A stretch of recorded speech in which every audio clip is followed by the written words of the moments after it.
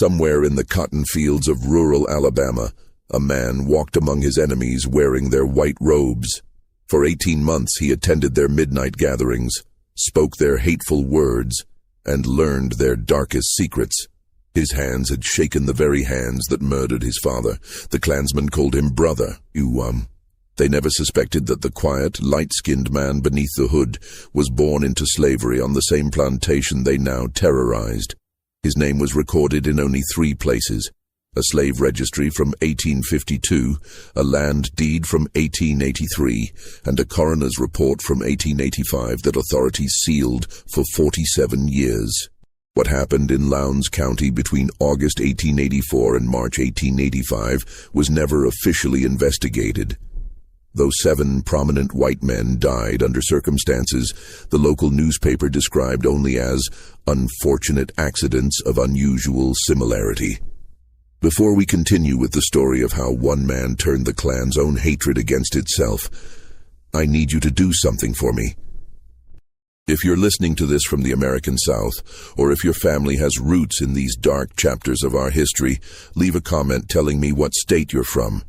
Hit that subscribe button, because stories like this one, stories they tried to bury, need to be told. Now let me take you back to a place where justice wore a mask, and revenge was patient. The story begins not in 1884, but 32 years earlier, on the Gaines plantation outside Hayneville, Alabama. Thomas Gaines owned 4,000 acres of prime cotton land and 93 enslaved people. Among them was a woman named Ruth, house servant to the Gaines family, who bore a son in the spring of 1852. The child's father was never recorded in any official document, but everyone on the plantation knew. The boy had his mother's dark eyes, but skin several shades lighter than hers, and features that caused uncomfortable silence when the master's brother visited from Montgomery. They named him Samuel Vance, taking his mother's surname from the previous owner who'd sold her south. Samuel grew up in that peculiar purgatory of the plantation system. Too light to be fully trusted by the other enslaved people, too black to ever be acknowledged by the white family whose blood he might carry. His mother taught him to read in secret, using a worn Bible she'd hidden beneath the floorboards of the kitchen house. By the time he was 10, Samuel could read better than most white children in Lowndes County. By 12, he understood that this knowledge could get him killed. The Civil War came to Alabama like a fever, and Samuel was 14 when Union troops finally reached Hayneville in April 1865. His mother had died 2 years earlier from pneumonia. Samuel stood among the other freed people, listening to a Yankee officer read the Emancipation Proclamation, and felt nothing. Freedom was just a word. He had nowhere to go, no family except ghosts, and no skills beyond picking cotton and reading books he wasn't supposed to touch. He stayed on the Gaines place, working as a paid laborer now, though the coins barely bought food. Thomas Gaines had lost 3 sons to the war and most of his wealth to Union confiscation. The plantation limped along, a shadow of its former self, while resentment grew thick as kudzu in the Alabama heat. By 1870, Samuel had saved enough to rent a small plot of land 5 miles from the Gaines plantation. He was 18 years old, could read and write, and had started attending the colored church in Hayneville, where a freedman named Moses taught farming techniques and basic arithmetic. Samuel kept his head down, worked his land, and avoided trouble. He understood that freedom in Alabama was conditional, provisional, and could be revoked with a rope. He married in 1873, a woman named Clara from the neighboring county, herself born into slavery, who'd learned midwifery from her grandmother. They had a daughter in 1874, tiny and perfect, who died before her first birthday from the flux. They had a son in 1876 who lived. They named him Daniel. Samuel's father, the white man whose features Samuel saw in his own face every time he passed a mirror, died in 1878 without ever acknowledging him. Samuel felt nothing at that funeral, watching from a distance as Hayneville's white society mourned a man who'd never spoken his name. By 1880, Samuel owned his land outright. 23 acres of exhausted cotton field and pine forest, but it was his. He'd registered the deed in Montgomery, paid every dollar honestly, and had the papers to prove it. In a county where most freedmen still sharecropped, trapped in cycles of debt and dependency, Samuel Vance had something that terrified certain white men more than any army: autonomy. The Ku Klux Klan had been active in Alabama since 1866, though it had supposedly disbanded after federal intervention in the early 1870s. But in Lowndes County, they'd never truly left. They'd just stopped wearing the hoods for a while. By 1883, with Reconstruction officially dead and federal troops long gone, the Night Riders had returned. They called themselves the White League now, or sometimes just Concerned Citizens, but everyone knew what the white robes meant when they appeared in the darkness. Samuel heard the stories at church. Freedmen beaten for insolence. A man named Josiah burned out of his home for trying to vote. A woman named Esther run out of the county for teaching colored children to read. The violence was specific, targeted, designed to maintain order, the old order, where white men held all power and black people knew their place. Samuel kept quiet. He worked his land, raised his son, and stayed away from politics. He didn't attend the political meetings where freedmen talked about their rights. He didn't register to vote, though technically he could. He made himself small, invisible, hoping that invisibility would keep him safe. It didn't. July 17th, 1884. A Wednesday night so humid the air felt like breathing through wet cloth. Samuel was working late, burning brush in the back section of his property, when he saw the glow on the horizon. Not the orange of sunset. Sunset had been hours ago, but the angry red of fire. He ran toward his house, his boots pounding the hard-packed earth, his heart hammering against his ribs. The cabin was intact. Clara stood in the doorway, Daniel pressed against her side, both of them staring toward the road. The fire was coming from the direction of town, from the crossroads where the colored church stood. By the time Samuel reached the church, it was already half collapsed. Flames climbed into the night sky, sending up sparks that looked like angry stars. 24 people stood watching, all black, all silent, all knowing exactly what this meant. Moses, the teacher who'd helped Samuel learn to farm, lay in the road in front of the burning building. His clothes were torn, his face was a mass of bruises, he was still breathing, barely. They said he was teaching insurrection. Someone whispered, teaching colored people to think they were equal. Samuel knelt beside Moses, who opened his eyes. Samuel, he breathed, they're coming for everyone who can read, everyone who owns land, everyone who won't bow down. His hand gripped Samuel's arm with surprising strength. They're coming for you. Moses died 3 days later without regaining consciousness. The church was ruled an accidental fire. The sheriff, a man named Tucker, who'd been an overseer before the war, didn't investigate. Samuel buried Moses with the other freedmen in the colored section of the cemetery and tried to return to normal life. But normal had ended. He felt eyes on him constantly.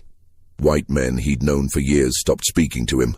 At the general store in Hayneville, the clerk told him his credit was no good anymore. Nothing personal, the clerk said, not meeting Samuel's eyes. Just can't extend credit to niggers who don't know their place. Samuel paid in cash and left. His hands didn't shake until he was back on his own land. 3 weeks later, on August 9th, 1884, they came for him. Samuel was working in the field when Clara screamed. He dropped his hoe and ran toward the house, but he was too late. They were already there, 6 men on horseback, wearing white hoods and robes. One of them held Daniel, his hand clamped over the boy's mouth. Daniel was 8 years old. His eyes were huge with terror. Samuel Vance, one of the riders said. His voice was educated, cultured, completely calm. You've been judged by the White League of Lowndes County. You own land that should belong to white men. You read books above your station. Your very existence is an insult to the natural order. Samuel raised his hands, palms out. Please, I've done nothing wrong. I work my land. I don't cause trouble. That's exactly the problem, another rider said. You think you have the right to land, to dignity, to stand upright instead of bowing. He leaned forward in his saddle. We're going to teach you the error of your ways. They made Samuel watch as they burned his crops. They made Clara and Daniel watch as they dragged Samuel into the woods. They tied his hands to a low branch, stripped off his shirt, and took turns with a whip that had nails embedded in the leather. Samuel didn't scream. He bit through his lip, tasted blood, and didn't give them the satisfaction. Next time, the educated voice said, "We'll kill you. Sell your land and leave Lowndes County, or we'll string you up like we did that teacher." They left him hanging from the tree. Clara found him 2 hours later, cut him down, and spent the night picking splinters of metal from his back. But Samuel didn't leave. He couldn't. This was his land, bought with honest money, registered in Montgomery. If he ran, he lost everything. If he stayed, they'd kill him. There was no good choice, so Samuel made a different choice. He decided to destroy them from the inside. The plan came to Samuel in pieces, over weeks of healing, while Clara cleaned his wounds and Daniel asked questions about why bad men hurt people. The clan operated in secrecy because secrecy gave them power. They could be anyone: the shopkeeper who sold you flour, the banker who held your mortgage, the sheriff who refused to investigate their crimes.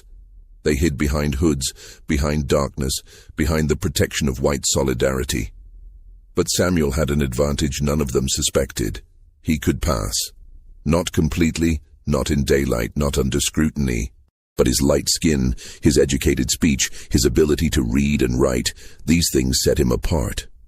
More than that, he understood how white men thought. He'd grown up among them, studied them, learned to anticipate their moods and needs and prejudices. He'd survived slavery by making himself useful, unthreatening, almost invisible. Now he would use those same skills to become something else. The first step was research. Samuel spent 2 weeks in Montgomery, using money he'd hidden from the Klansmen, reading everything he could find about the Ku Klux Klan in the state library. He learned their rituals, their ranks, their secret handshakes and passwords. He learned that local chapters, called klaverns, operated with significant independence. He learned that the Klan was always recruiting, always looking for white men who shared their hatred. The second step was transformation. Samuel returned to his cabin with a plan that terrified Clara, but which he understood was their only hope. He would become someone else, someone white. "It won't work," Clara said. "They'll know. They'll know if they look closely," Samuel agreed. "But they won't look closely. They see what they expect to see. A light-skinned man with education and anger toward Negroes. They'll see a white man. A poor white man, maybe. Someone whose blood isn't as pure as they'd like, but white enough. He needed a new identity, a history that would hold up under casual questioning but which couldn't be easily verified. He decided to become Simon Vance, keeping his surname, explaining it as coincidence if anyone asked, a white man from North Carolina who'd come to Alabama looking for opportunity after losing his farm to carpetbaggers. The third step was the hardest. Samuel had to find a way into the Klan. He started spending time in Hayneville, in the places where white men gathered. The saloon on Main Street, the tobacco shop, the courthouse steps. He dressed in worn but clean clothes, spoke with a slight Carolina accent he'd practiced until it sounded natural, and most importantly, he listened. White men, Samuel learned, loved to talk. They bragged about their superiority, their God-given right to rule, their plans for keeping the Negro in his place. Samuel nodded along, said little, and waited for his opportunity. It came in late September at the saloon when a man named William Hutchins started complaining about the uppity niggers who thought they could own land. "There's one out past my place," Hutchins said. "Samuel something. Got 20 acres and acts like he's white. Someone should teach him a lesson." Samuel, playing the role of Simon, spoke carefully. "I knew a nigger like that back in Carolina. Thought he was equal. We taught him different." The conversation stopped. Every white man at the bar turned to look at him. "What did you do?" Hutchins asked. Samuel smiled, though it made his stomach turn. "We reminded him of his place. With a rope. The men laughed. They bought him a drink. And just like that, Simon Vance was welcomed into their circle. Over the next 2 weeks, Samuel learned more about the Lowndes County Klan than he'd ever wanted to know. They met every other Wednesday at midnight in a clearing in the woods 5 miles from town. The current Exalted Cyclops, their leader, was Richard Pemberton, who owned the largest plantation in the county. The other members included Hutchins, Sheriff Tucker, the bank president James Hartford, a merchant named Douglas Fairweather, a doctor named Charles Wortham, and about 15 others. They were planning something. Samuel could feel it in the way they talked, the looks they exchanged, the sudden silences when he entered a room. On October 7th, Hutchins approached him at the saloon. "Simon," he said quietly, "some of us have noticed you're a man of conviction, a man who understands the natural order. We could use men like you." Samuel pretended to hesitate. "Use me how? There's an organization, good Christian men who protect white civilization from the Negro threat. We meet Wednesday night. I could bring you if you're interested." Samuel let himself look honored. "I'd be proud to join. One condition," Hutchins said. "You'll take an oath, you'll swear loyalty, and you'll prove that loyalty when we call on you." "I understand." Hutchins studied him for a long moment. Samuel kept his face carefully neutral, his breathing steady. Finally, Hutchins nodded. "Wednesday midnight. Meet me at the crossroads south of town. Don't be late." Samuel went home that night and held his son. Daniel was almost 9 now, old enough to understand that his father was doing something dangerous. "Will you come back?" Daniel asked. Samuel thought about lying, but didn't. "I don't know. But if I don't, your mother will take you north. You'll have the land to sell, the money to start fresh. You'll have a chance I never had." "I want you to come back," Daniel said. "I'll try," Samuel promised. "I'll try my very best." Wednesday came too quickly and not quickly enough. Samuel kissed Clara goodbye, memorized the feel of his son's hand in his, and rode to the crossroads. Hutchins was waiting, along with 2 other men Samuel recognized from the saloon. They rode in silence through the pine forest, following paths Samuel had walked as a child. When they reached the clearing, 40 men in white robes were already waiting. Someone handed Samuel a robe and hood. He put them on with hands that wanted to shake, forcing himself to stay calm. Beneath the hood, he could finally let his face show what he felt. The rage, the terror, the overwhelming sense of being surrounded by his father's murderers, because that was what they were. Samuel didn't know which specific hands had held the rope that killed Moses, but it didn't matter. They were all guilty. They had all chosen hatred. They would all pay. The initiation ceremony was designed to bind men together through shared ritual and shared sin. Samuel stood among the white-robed figures, listening to Richard Pemberton speak about purity and blood and the sacred duty of white men to maintain order. They made him swear oaths on a Bible while kneeling before a burning cross. They called him brother. They welcomed him into their secret brotherhood. Samuel spoke the words they wanted, made the gestures they required, and memorized every face he could see in the firelight. Some men kept their hoods on even during the ceremony, but others grew careless. He recognized the banker, the doctor, the man who ran the general store, the deputy sheriff, even the minister of the White Baptist Church. After the ceremony, they discussed business. There were 3 Negroes in the county who needed correction. One had been asking about voting rights. Another had spoken back to a white man. The third, Samuel's heart went cold, was a woman named Esther, who'd been teaching colored children to read. "We'll handle the men," Pemberton said. "But the woman, she's trickier. She has white sympathizers. Yankees who send her money for her school. Burn the school," someone suggested. "Too obvious," Pemberton replied. "It needs to look like an accident. Or better yet, we need evidence she's been stealing from those Yankees. Get her arrested legally, and the school closes without us having to lift a finger." They were planning to frame her. Plant evidence, forge documents, use the law itself as a weapon. Samuel listened, his hands clenched beneath the white robe, and said nothing. The meeting ended near dawn. The men dispersed in different directions, removing their robes and becoming ordinary citizens again. Samuel rode home as the sun rose, his mind racing. He'd infiltrated the Klan. He knew their secrets, their plans, their membership. But what could he do with that knowledge?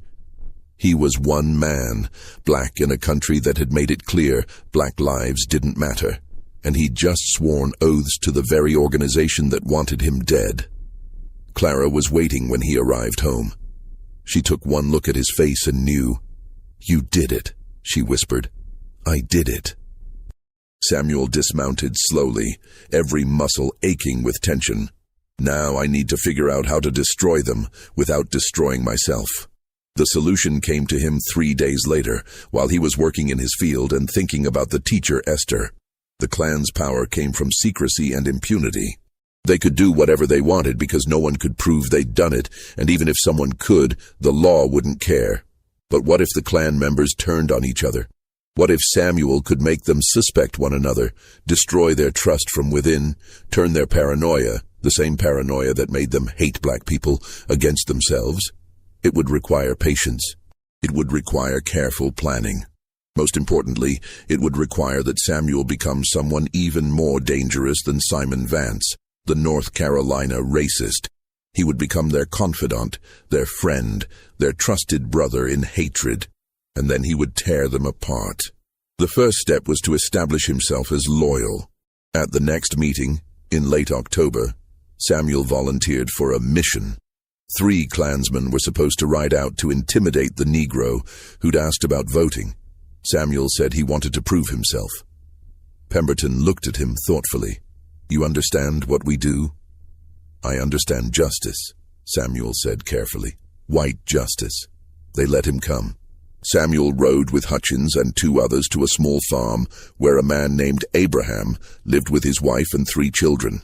They surrounded the house at midnight, fired shots into the air, and shouted threats until Abraham came out with his hands raised. "I don't want trouble," Abraham said. His voice was steady despite the guns pointed at him. "Then stop trying to vote," Hutchins said. "Niggers don't vote in Lowndes County." Abraham nodded slowly. "Yes, sir." They left him there, trembling but alive, and Samuel felt sick. He'd just participated in terrorizing an innocent man. He'd worn the hood, ridden with them, said nothing. For the sake of his plan, he'd become complicit in their evil. That night, after the others had gone home, Samuel returned to Abraham's farm. He knocked softly on the door and waited until Abraham answered, holding an old shotgun. "It's Samuel," he whispered. "Samuel Vance, Ruth's son from the Gaines place." Abraham's eyes widened. "What are you doing here?" "I was one of the riders tonight, but I'm not one of them. I'm trying to destroy them from inside." Samuel spoke quickly, aware of every second passing. "I need you to trust me, and I need you to do exactly what they said. Don't try to vote. Don't give them any reason to come back. Not yet. Why should I believe you? Because if I wanted you dead, you'd be dead already." Samuel met his eyes. "I'm going to burn them down, but it takes time. Can you give me time?" Abraham studied him for a long moment, then lowered the gun. "How much time?" "Months, maybe longer. But when I'm done, they won't be able to hurt you or anyone else ever again." Abraham nodded slowly. "Then I'll wait. But Samuel, don't take too long. We're dying out here."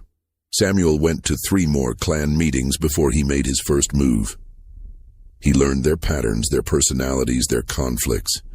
He learned that Hutchins and Fairweather hated each other over a land dispute. He learned that Sheriff Tucker owed money to banker Hartford. He learned that Dr. Wortham had been accused of inappropriate behavior with a patient, a white patient, and the Klan had helped cover it up. Every organization has fractures. The Klan was no different. Samuel just needed to find those fractures and widen them. He started with Hutchins. At the saloon one afternoon, Samuel mentioned casually that he'd heard Fairweather bragging about being Pemberton's right-hand man. "Fairweather?" Hutchins snorted. "That fool. He's barely fit to wear the robe." "That's what I thought." Samuel agreed, but he was saying he might be the next exalted Cyclops. Said Pemberton promised him. It was a lie, but Hutchins believed it. Samuel could see the anger building behind his eyes.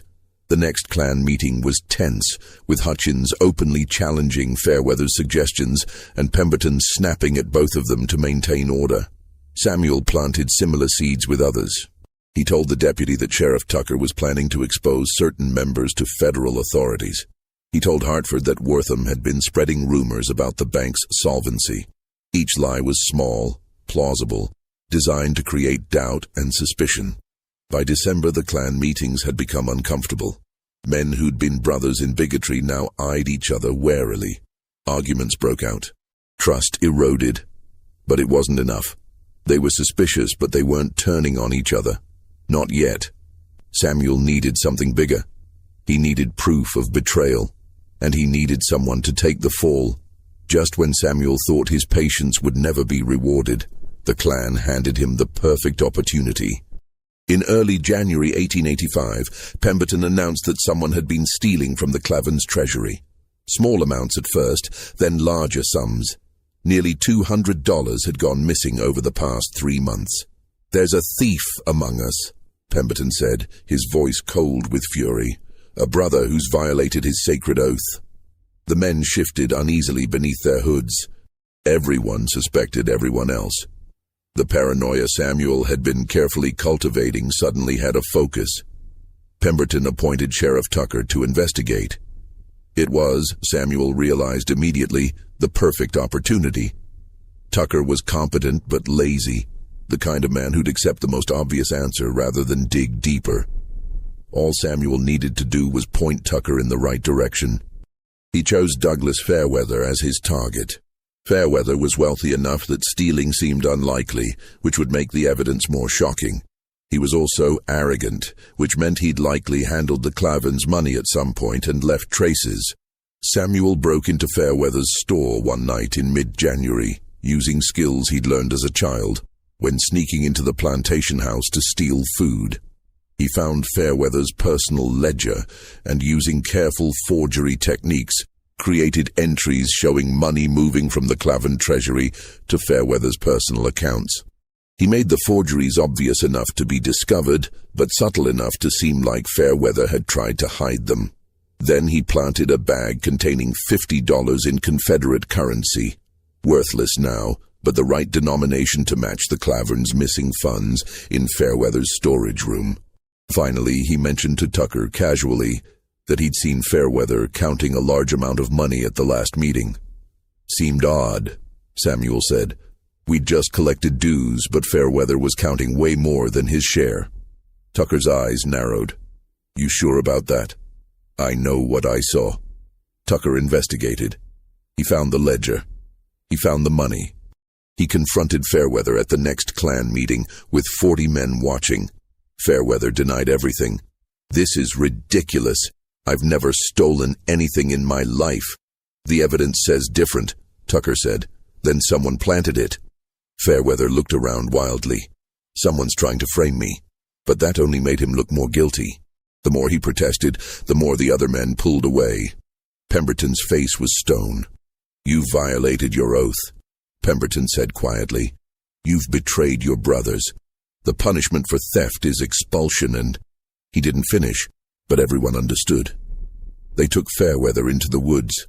Samuel was forced to watch, his stomach churning, as they beat him unconscious. They didn't kill him. That would have drawn too much attention, but they made sure he'd never walk properly again. Then they dumped him on the road 3 miles from town. Fairweather survived. Barely. He left Alabama 2 weeks later, broken in body and spirit, never knowing who'd actually stolen the money or why he'd been chosen as the scapegoat. Samuel felt no satisfaction. He'd just destroyed an innocent man, or at least innocent of theft, if not of the greater crime of Klan membership. But the plan was working. The Klansmen were turning on each other. Trust was dead. Now Samuel moved to Phase 2. He waited 3 weeks, letting the tension simmer. Then, in late February, he approached Hutchins privately. "I need to tell you something," Samuel said, his voice low and urgent. "But you have to swear you won't repeat it." Hutchins leaned in, Curious. What is it? I think Pemberton might have been the one who set up Fairweather. Hutchins' eyes widened. What? Why would he do that? Think about it, Samuel said. Pemberton controls the Treasury. He's the only one who could have stolen the money without being noticed. But he needed someone to blame. Fairweather was convenient, wealthy enough to seem like he didn't need the money, which made the theft more shocking. Arrogant enough that people would believe he thought he could get away with it. Hutchins shook his head. That's a serious accusation. I know. That's why I'm only telling you, but watch Pemberton, watch how he acts, and ask yourself, who really benefited from Fairweather being expelled? Samuel planted similar doubts with 3 other Klansmen. Each conversation was private, each accusation slightly different, but all pointing toward Pemberton. He was careful never to push too hard, never to insist. He simply raised questions and let paranoia do the rest. The March meeting was explosive. Someone, Samuel never found out who, directly accused Pemberton of being the real thief. Pemberton denied it furiously, but the damage was done. The Klansmen split into factions, those loyal to Pemberton, those who believed the accusations, and those who simply didn't know what to believe. Samuel watched it unfold with grim satisfaction. The Klan was eating itself alive. But he wasn't done yet. The final move had to be public, it had to be undeniable, and it had to destroy any chance of the Klan recovering. On March 14, 1885, Samuel gathered information about every Klan member, their names, addresses, crimes they'd committed, people they'd hurt. He'd been collecting this information for months, memorizing details, writing nothing down that could be discovered. Then he sent an anonymous letter to the Mobile Register, Alabama's most prominent newspaper. The letter detailed the Lowndes County Klan's activities, named specific members, and provided enough detail to be credible. He mailed it from Montgomery, using careful handwriting that couldn't be traced to him. He sent a second letter to the federal marshal in Montgomery, with the same information. Reconstruction might be over, but federal authorities still had the power to investigate if they chose to. And then Samuel waited. The Register published the exposé on March 21, 1885. The headline read, "Secret Society of Terror, the Ku Klux Klan's Reign in Lowndes County Exposed." Samuel bought a copy at the general store in Hayneville, paying his nickel to the same clerk who'd refused him credit 6 months earlier. The clerk's hands trembled as he took the coin. Everyone in town had read the article by then. Everyone knew names had been named. Samuel carried the newspaper back to his cabin and read it on his porch while Daniel played in the yard. Clara stood in the doorway, watching the road, one hand resting on the shotgun they now kept loaded by the door. The article was devastating in its detail. It described meetings Samuel had attended, conversations he'd memorized, crimes he'd witnessed. It named Richard Pemberton as the Exalted Cyclops. It identified Sheriff Tucker, banker James Hartford, merchant Douglas Fairweather, though he'd already fled the county, and 12 others. Some names were redacted as prominent citizens whose identities are known to this newspaper but withheld pending investigation, which only increased the paranoia. The reporter had done his job well, Samuel thought. He'd taken Samuel's anonymous letter and expanded it with additional research, interviewing black residents who'd been terrorized, examining public records for patterns of violence, connecting dots that authorities had deliberately ignored for years. The article didn't just expose the Klan, it indicted the entire system that had protected them. By noon, 3 families had already packed their wagons and left town. By sunset, federal marshals were riding into Hayneville. Samuel watched them arrive from his field, 6 men on horseback, led by a marshal named William Crawford, who'd made his reputation prosecuting Klan violence during Reconstruction. Crawford was older now, his beard gone gray, but his eyes still held the cold determination of a man who believed in law, even when law was unpopular. The arrests began that night. Hartford was taken from his home in handcuffs while his wife screamed about injustice. Tucker was removed from the sheriff's office, his badge stripped away, his protests ignored. 2 others, Men Samuel recognized from multiple midnight rides were arrested at their farms, their families watching in shocked silence. But Pemberton remained free. His lawyer, a man named Silas Thornton, who'd defended plantation owners against federal prosecution for 20 years, had him protected behind a wall of legal maneuvers and influential connections. Pemberton stayed in his mansion, receiving visitors, plotting his defense, and, Samuel knew from his remaining contacts, planning revenge. The remaining Klan members went to ground. Some claimed they'd only attended a few meetings, knew nothing about violence, had been pressured to join.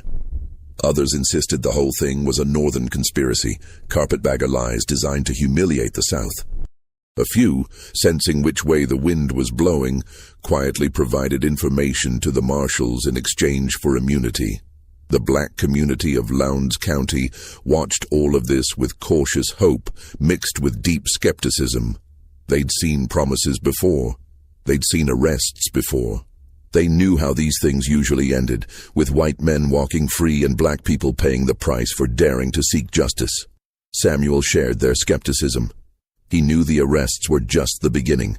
Real justice, the kind that actually changed things, required more than putting 4 men in cells while dozens of others remained free. It required fear. It required consequences that couldn't be appealed or negotiated away. It required the kind of justice Samuel had been planning since the moment he took off that white hood and revealed his face. The Clavins' final meeting happened 3 days after the arrests, on March 24th. Only 8 men showed up, meeting in daylight in an abandoned tobacco barn because they no longer trusted the darkness. Samuel arrived as Simon Vance one last time, his light skin and perfect accent getting him past the nervous guards they'd posted. Inside, the men looked haunted. Pemberton stood at the center trying to maintain authority, but his voice carried a desperate edge Samuel had never heard before. "We've been betrayed," Pemberton said. "Someone among us talked to that newspaper. Someone violated their oath. We need to identify them before they destroy us completely." Samuel let them talk, let them accuse each other, let the paranoia he'd carefully cultivated reach its peak. Then when Hutchins directly asked if anyone knew who the traitor was, Samuel spoke. "I've been thinking about that," he said, his voice carrying across the barn. "And I realized something important.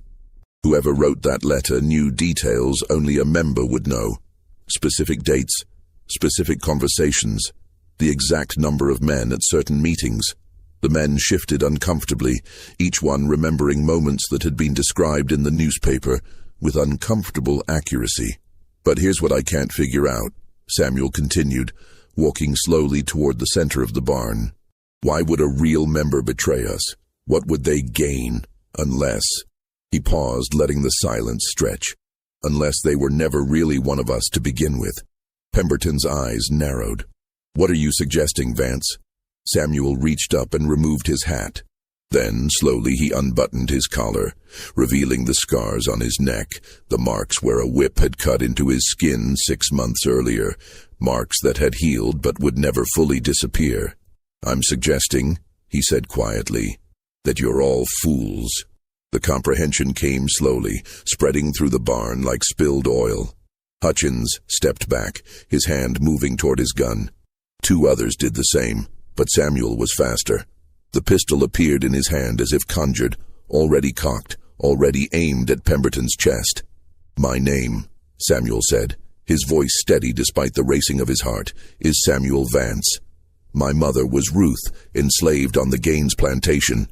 My father was probably one of your friends, one of your families, one of the upstanding white men of this county who thought he could use a black woman's body without consequences. I was born into slavery. I learned to read in secret. I survived the war. I bought land with honest money, and when you came to my home and whipped me in front of my wife and son, I decided to destroy you." The barn was completely silent. Samuel could hear his own breathing, could feel sweat running down his back despite the cool March air. "For 6 months, he continued, I wore your hood. I spoke your words. I learned your secrets. I memorized every name, every crime, every weakness. You never suspected.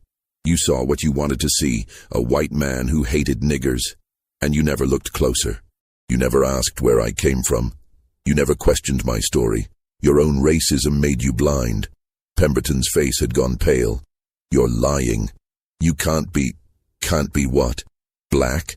Samuel laughed, a harsh sound without humor. Look at me, Pemberton. Really look at me. See the features I inherited from whichever white man raped my mother? See how those same features let me walk among you, pretending to be one of you? Your precious white blood mixed with black blood, creating someone who could destroy you from within. Hutchins raised his gun. Samuel turned his own weapon toward him without hesitation. Don't, Samuel said. The federal marshals are in town. You kill me, you hang. Simple as that. You're not above the law anymore. The whole country is watching Lowndes County now. You touch me, you prove everything that newspaper said about you. For a long moment, nobody moved. Then Hutchins slowly lowered his gun, his face twisted with impotent rage. You think you've won, Pemberton said quietly. You think you're safe. But there are dozens of us, hundreds across Alabama, thousands across the South. You're one man, one nigger who got lucky. We'll come for you eventually. Maybe not today, maybe not this year, but we have long memories. Samuel met his eyes steadily. So do I, and I've spent 6 months learning everything about you. Where you live, where you go, who you love, what you fear. You want to come for me? Go ahead, but understand this. I know your patterns now. I know your routines. I know which of you drinks too much. Which of you rides alone at night? Which of you has enemies who'd love an excuse to settle old scores? He paused, letting that sink in.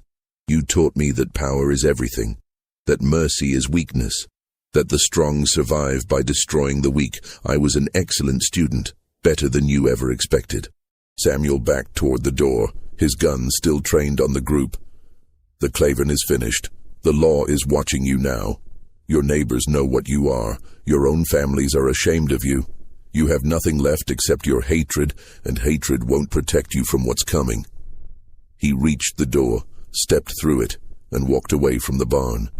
Behind him he heard raised voices, arguments, the sound of men turning on each other. He didn't look back. That night, Samuel sat on his porch with the loaded shotgun across his lap, watching the road.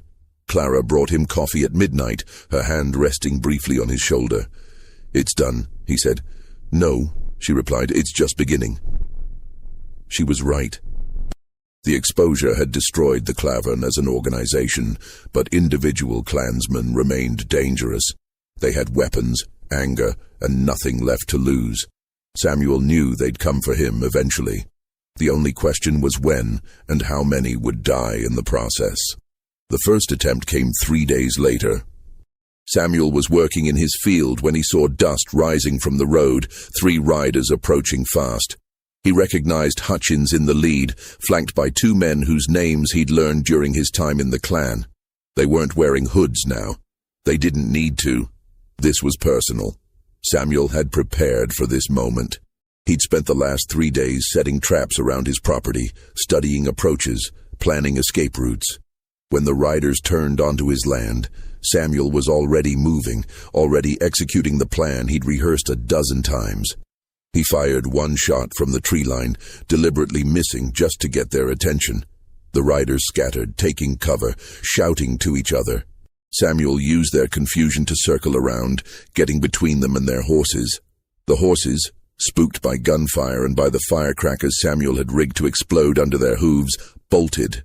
The 3 men found themselves on foot, surrounded by unfamiliar terrain, facing an enemy who knew every tree, every gully, every hiding place.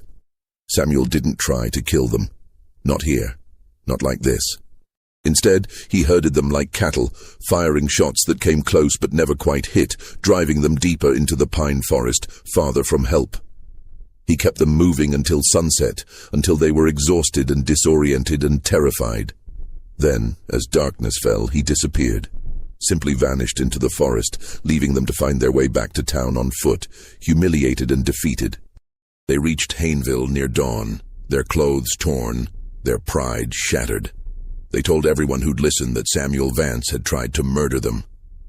Marshal Crawford investigated, questioned Samuel, and concluded that 3 white men who'd recently been exposed as Klan members had trespassed on a black man's property and been driven off. No charges were filed, but Samuel knew it wasn't over. Hutchins had tasted humiliation. That was more dangerous than simple hatred. The second attempt was more subtle. Someone poisoned Samuel's well. He discovered it when one of his chickens drank the water and died within an hour. Samuel dumped the well, purified it with lime, and started drawing water from the creek a mile away. He also started testing everything before his family consumed it.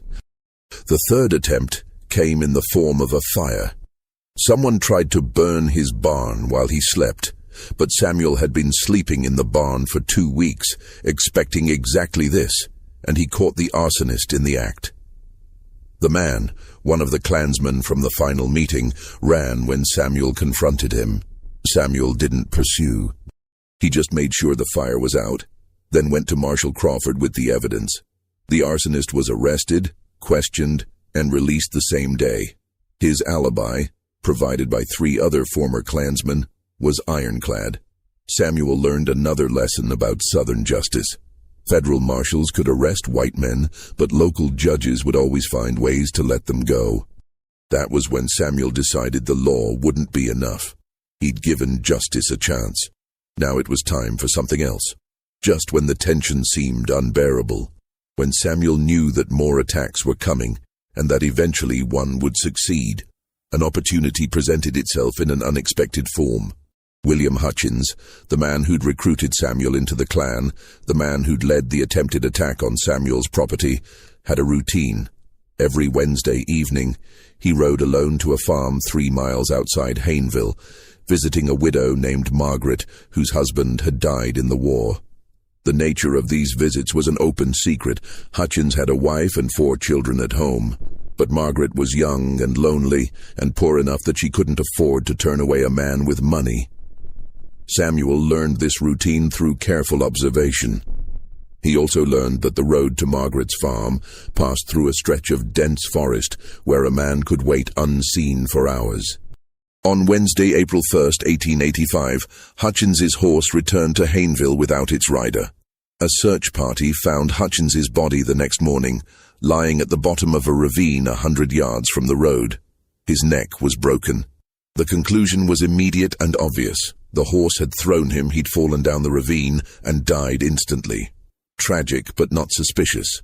No one investigated why a well-trained horse would suddenly bolt. No one examined the narrow tripwire that Samuel had stretched across the road, carefully positioned at exactly the height to catch a horse's front legs. No one questioned why Hutchins had been thrown so precisely toward the ravine rather than simply falling at the roadside. The wire was gone before the search party arrived, dissolved in the creek Samuel used to dispose of evidence. The only marks on the horse's legs could have come from any bramble or branch. And Samuel had been visible in Hayneville that entire evening, playing chess at the Negro church with witnesses who could confirm his whereabouts. The funeral was well attended. Samuel watched from a distance, studying the remaining Klansmen who'd come to pay respects. He memorized their faces, their patterns of movement, their relationships. He was building a catalog, a list of men who needed to learn that terrorism had consequences. 2 weeks later, James Hartford, the banker who'd been released on bond pending trial, drowned in the Alabama River. He'd been fishing alone, something he did every Sunday morning. His body was found 3 miles downstream, caught in tree roots. The official ruling was accidental death, possibly the result of a cramp or sudden illness.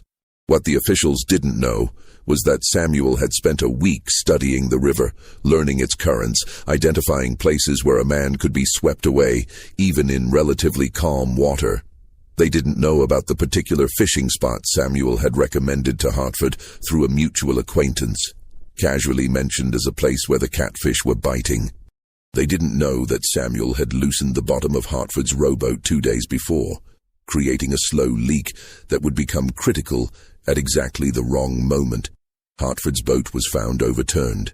The leak was discovered but attributed to age and poor maintenance. No one suspected murder. because no one imagined that a black man could orchestrate such a precise, patient, methodical killing. The black community of Lowndes County noticed the deaths. They didn't speak about it openly, but information flowed through networks invisible to white observers. People started looking at Samuel differently, not with fear exactly, but with a kind of wary respect. They understood what he was doing. They didn't approve, didn't condemn. They simply watched and waited. By the end of April, 2 more former Klansmen had died. One in a hunting accident. His rifle had malfunctioned, exploding in his hands. The investigation concluded that the weapon had been poorly maintained, the barrel weakened by rust and age. No one examined it closely enough to find the tiny file marks where Samuel had carefully weakened the metal over multiple covert visits to the man's barn. The other death looked like natural causes. Dr. Thomas Warren, not the Klan's Dr. Wortham, but another physician who'd been present at Samuel's whipping, died in his sleep of what appeared to be a heart attack. He was only 42, but heart attacks struck young men sometimes. The symptoms were consistent: chest pain, difficulty breathing, sudden death. What made it perfect was that Dr. Warren had actually been suffering from heart problems. Samuel had learned this by talking to the man's own patients, had studied the doctor's routine, his habits, his weaknesses. The extract of foxglove, deadly in the wrong dose, medicinal in the right one, that Samuel had added to the doctor's evening whiskey had simply accelerated a process already underway. The autopsy showed nothing unusual. Heart failure was heart failure, regardless of its cause. Samuel was becoming what he'd never wanted to be. An instrument of death, operating in shadows, using the same tactics of terror the Klan had perfected. But he felt no guilt. These men had murdered Moses. They'd whipped him. They'd terrorized his community for years. They'd created the rules of this game. Samuel was simply playing it better than they'd ever expected. The 5th death was different. Dr. Charles Wortham, the actual Klan physician who'd been present at multiple atrocities, didn't die by Samuel's hand. He died by his own. The pressure of exposure, of federal investigation, of social ostracism, had broken something in Wortham. His medical practice had evaporated. Former patients wouldn't see him. His wife had left, taking their children to her family in Georgia. Wortham started drinking, then drinking heavily, then not bothering to hide it. On May 3, 1885, he was found dead in his office, an empty bottle of laudanum beside him. The suicide note was brief: "I cannot bear the weight of what I've become." Samuel learned about it at church the following Sunday. He felt nothing, no satisfaction, no remorse. Just a kind of cold recognition that guilt could be as effective a weapon as foxglove or weakened rifle barrels. By the time spring turned to summer, 7 former Klansmen were dead. The pattern was obvious to anyone paying attention. All had been present at that final barn meeting. All had been exposed in the newspaper. All had died within 3 months. But proving murder was impossible. Each death had a plausible explanation. Each investigation concluded with accidental or natural causes. And the only person with motive, opportunity, and knowledge was a black farmer whom white authorities refused to see as capable of such sophisticated revenge. Marshal Crawford suspected. Samuel could see it in the way the marshal looked at him during their few interactions. But suspicion wasn't proof. And Crawford was a man who believed in evidence. Without concrete proof, without witnesses, without any clear connection between Samuel and the deaths, Crawford could do nothing. The remaining Klansmen understood, though. They knew what was happening, even if they couldn't prove it. Samuel could see the fear in their eyes when they saw him in town. They crossed to the other side of the street. They avoided him, and slowly, quietly, they started leaving Lowndes County. Pemberton stayed. Pride or stupidity or simple inertia kept him in his failing plantation, watching his world crumble. He hired guards, men who'd fought in the war and weren't afraid of anything. He fortified his mansion, installed new locks, kept weapons in every room. Samuel left him alone, not out of mercy, but out of strategy. Pemberton alive and terrified was more useful than Pemberton dead. He was a reminder, a warning, a living example of what happened when white supremacy met someone who refused to be afraid. Resolution. The trials began in June 1885. 4 Klansmen faced federal charges. Sheriff Tucker, the remaining bank employees who'd been accomplices to Hartford, and 2 men whose participation in specific acts of violence could be proven beyond doubt. The proceedings were held in Montgomery, away from Lowndes County, where federal judges could operate without local pressure. Samuel attended every day, sitting in the colored section of the courtroom, watching justice unfold with patient skepticism. The prosecuting attorney was a young man named Robert Hayes, a northerner who'd come south during Reconstruction and stayed to fight battles most people had already given up on. He presented his case with methodical precision. Testimony from victims, documents from the Klan's own records that Samuel had helped expose, physical evidence of violence. The defense attorneys argued that their clients were good men caught up in troubled times, that the Klan was a fraternal organization misunderstood by Northern aggression, that any violence was the work of rogue elements not representative of the whole. They painted their clients as victims of carpetbaggers, of Negro aggression, of federal overreach. The all-white jury listened to both sides. Samuel watched their faces and saw the conflict. Belief in law versus loyalty to race, evidence versus tribal identity, justice versus the social order they'd grown up defending. The verdicts came in July. Tucker, guilty of conspiracy to deprive citizens of civil rights. Sentence, 5 years in federal prison. The 2 men charged with specific violence, guilty. Sentences, 7 years each. The bank employees, guilty of lesser charges. Sentences, 2 years. It was simultaneously a victory and a betrayal. Justice had been served, technically. But 5 to 7 years for terrorism, for murder, for years of systematic violence. Samuel knew they'd serve less. Good behavior, appeals, pardons from sympathetic politicians. They'd be free before Daniel finished school. But he also knew it was more than most black victims of white violence ever received. It was acknowledgement, official and recorded, that the Klan had committed crimes. That was something.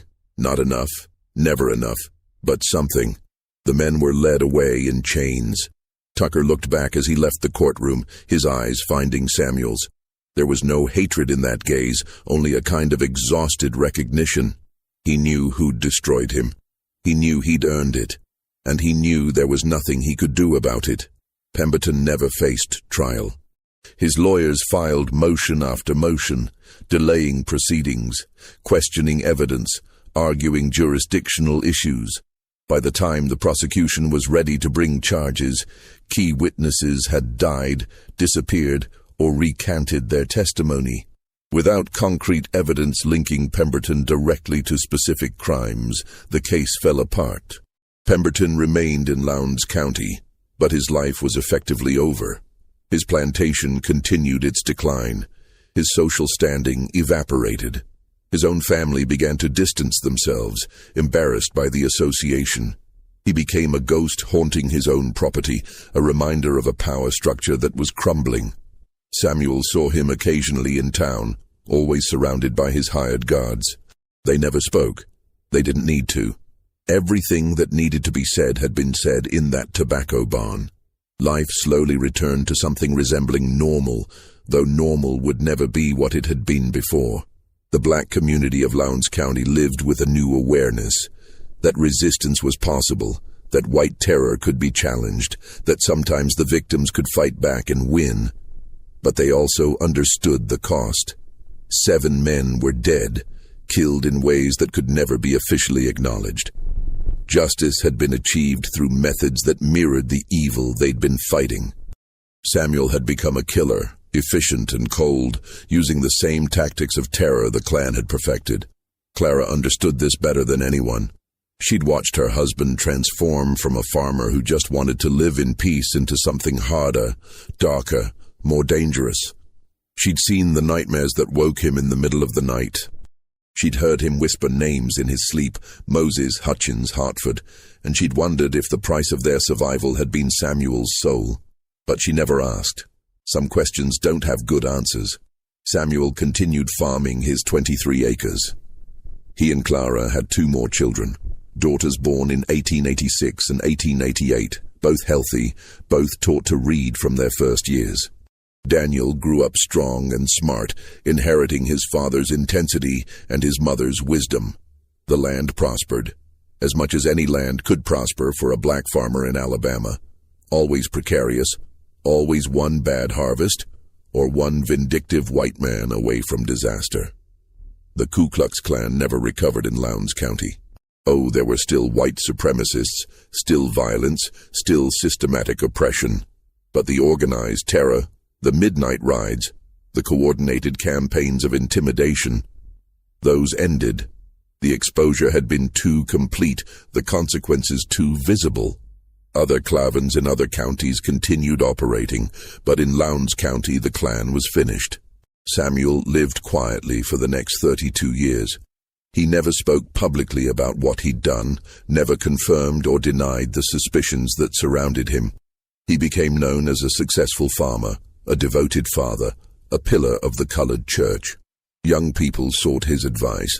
Older people treated him with a respect that went beyond mere social courtesy. He attended Moses's church, rebuilt after the fire stronger than before, every Sunday. He taught farming techniques to younger men, the same lessons Moses had taught him. He helped families buy land, offering advice on dealing with white lawyers and bankers who'd try to cheat them. He became what Moses had been, a leader, a teacher, a source of strength for his community.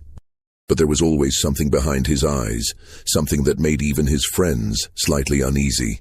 A coldness, a calculation, a reminder that this gentle farmer who helped his neighbors had once orchestrated 7 deaths with the precision of a military campaign.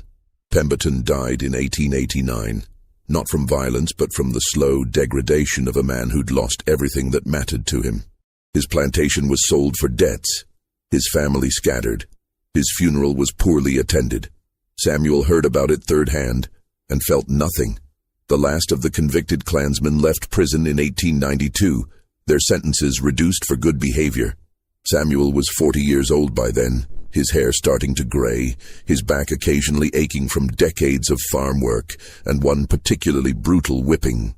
He heard that Tucker had moved to Mississippi, that the others had dispersed across the South, broken men trying to rebuild shattered lives. He wondered sometimes if they'd learned anything. Probably not. Hatred that deep doesn't disappear just because it's punished. But maybe they'd learned to be afraid. Maybe they'd learned that their victims could strike back. That was something. As years passed, the story of what happened in Lowndes County in 1884 and 1885 became legend in the black community. Details shifted with each retelling. Some versions made Samuel more heroic, a righteous avenger striking down evil men. Other versions made him more ruthless, a cold killer who'd lost his humanity in pursuit of revenge.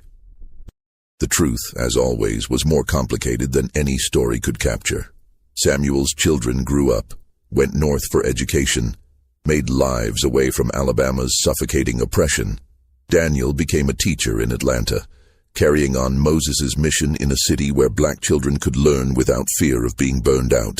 The daughters became nurses, both marrying professional men, both creating families far from the cotton fields their parents had known. Clara aged gracefully, her hair turning white, her hands becoming arthritic, but her mind staying sharp.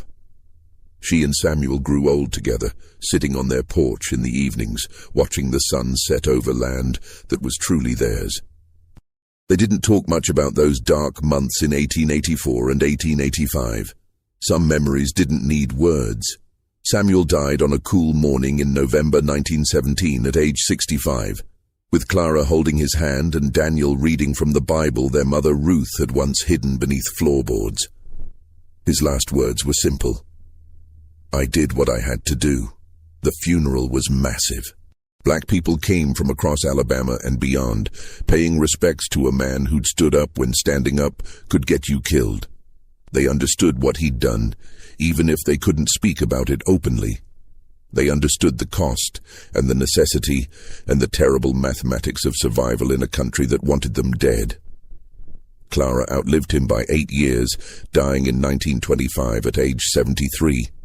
At her funeral, an old woman nobody recognized appeared from nowhere, placed a single white camellia on the grave, the flower meaning, "You're a flame in my heart," in the language of the time, and disappeared before anyone could ask her name.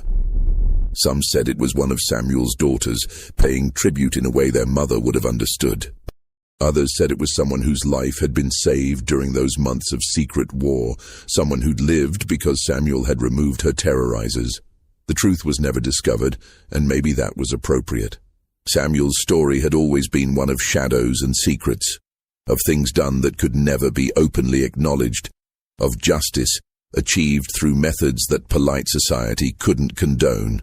The land Samuel fought for remained in the family until 1963, when his grandson, Daniel's son, finally sold it and moved to Chicago during the Great Migration. By then, Alabama was changing, though not fast enough and not far enough. The civil rights movement was gathering strength. New forms of resistance were emerging. Young people were finding ways to fight that didn't require becoming killers, but they stood on foundations laid by people like Samuel. People who'd refused to accept oppression even when resistance seemed impossible. People who'd found ways to fight back using whatever weapons they could access. People who'd survived by becoming dangerous. The records of what happened in Lowndes County exist in fragments scattered across archives. The mobile register's exposé from March 1885, preserved on microfilm, federal court documents from the trials, a sealed coroner's report that wasn't opened until 1932, long after everyone involved was dead. The slave registry listing a child named Samuel, born to Ruth in 1852. The land deed in Montgomery showing Samuel Vance as owner of 23 acres, recorded with a precision that suggested someone who understood exactly how important documentation would be. But the complete story of infiltration and manipulation and 7 carefully orchestrated deaths was never officially recorded. It survived in whispers, in stories passed through generations, in the warning that white supremacists in Lowndes County learned. Sometimes the people you terrorize find ways to destroy you. Samuel's great-great-grandchildren live in Atlanta, New York, Los Angeles, places their ancestor could barely have imagined. They know the story, or versions of it. They know their ancestor was a man who'd worn a Klan hood and walked among monsters. They know he'd done terrible things for what he believed was justice. They know the line between hero and villain in his story is blurrier than anyone would like. Whether that makes Samuel Vance a hero or something more complicated is a question each generation answers differently. The young tend to see him as a freedom fighter, a man who did what was necessary. The old, who've lived longer with the weight of violence and its consequences, see something more ambiguous, a man who'd been pushed too far, who'd found no other path, who'd saved his community, but lost pieces of himself in the process. What's undeniable is this. For 18 months in 1884 and 1885, a man born into slavery infiltrated the most violent white supremacist organization in Alabama, destroyed it from within using their own tactics of terror and secrecy, and walked away alive to tell no one the full truth of what he'd done.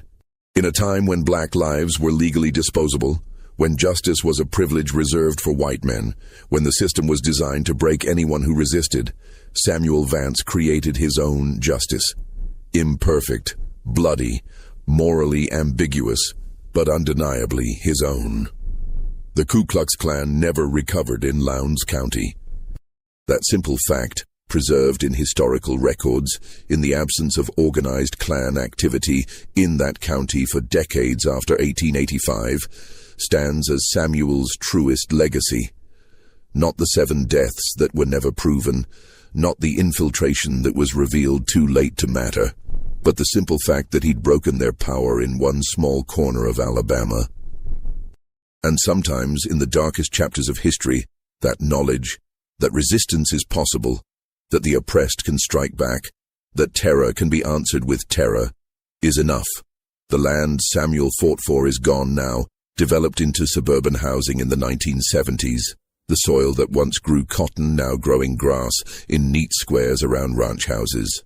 But the memory remains, carried by descendants who've scattered across America, who tell their children about an ancestor who refused to bow, who wore a white hood and walked among his enemies, who became what he hated in order to destroy it. History is never as simple as the stories we tell about it. Samuel wasn't purely a hero. The men he killed weren't purely villains. They were products of their time, their culture, their choices, as guilty and as human as anyone. Justice wasn't cleanly served. Evil wasn't clearly defeated. Life continued in its messy, complicated way, carrying scars that never fully healed. But in that complexity, in that moral ambiguity, in that refusal to fit into neat categories of right and wrong, Samuel's story tells us something important about survival, about resistance, about the terrible choices people make when they're pushed beyond endurance. He lived, he fought, he won, in ways that cost him everything and gave him everything. And that perhaps is all anyone can do when caught in history's machinery, when the only choices are submission or transformation into something you never wanted to become. What do you think of this story? Do you believe Samuel's actions were justified, or did his methods make him as evil as the men he destroyed? The line between justice and revenge, between survival and murder, between hero and killer, has always been thinner than we'd like to admit. History is full of people who had to make impossible choices, who became dark things to fight darker things.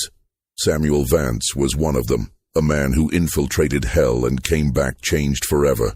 Leave your comment below with your thoughts on this complicated legacy. If you found this story as haunting as I did uncovering it, subscribe to this channel and hit that notification bell. We tell the stories history tried to bury, the ones that don't fit into comfortable narratives, the ones that force us to think about what we do in impossible situations. Share this video with someone who appreciates difficult truths and moral complexity. Until the next story, remember, the past is never as simple as it seems, and sometimes the scariest monsters are the ones we create when we're trying to survive.